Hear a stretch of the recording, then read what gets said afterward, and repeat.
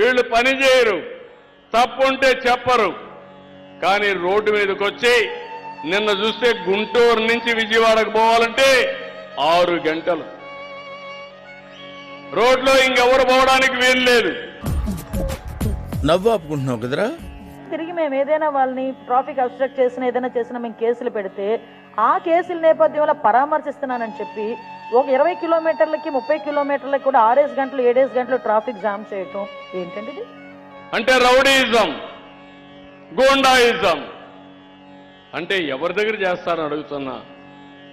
అదే మరి రోడ్డంతా బ్లాక్ చేయడం, గొడవలు చేయడం, ఏదో బలం ఉందని నిరూపించుకోవడం తప్పుడు విధానాల ద్వారా వస్తే మాత్రం ఈ ప్రభుత్వం క్లియర్గా ఉండాలనా లేదా తమ్ముళ్ళు అని అడుగుతున్నా మిమ్మల్ని అందరినీ. మీ ప్రాణాలకు రక్షణ అవసరం లేదా అని అడుగుతున్నా. మీ ఆస్తులకు భద్రత ఉండాలా లేదా అని అడుగుతున్నా. మీరు పోయినప్పుడు రోడ్డు మీదకి మళ్ళా తిరిగి సురక్షితంగా రావాలనే కోరిక అందరికీ ఉంటుంది. మీ కష్టం పగవాడికి కూడా రాకూడదు గురుగారు. మరేరా మేనేజ్ చేయరా.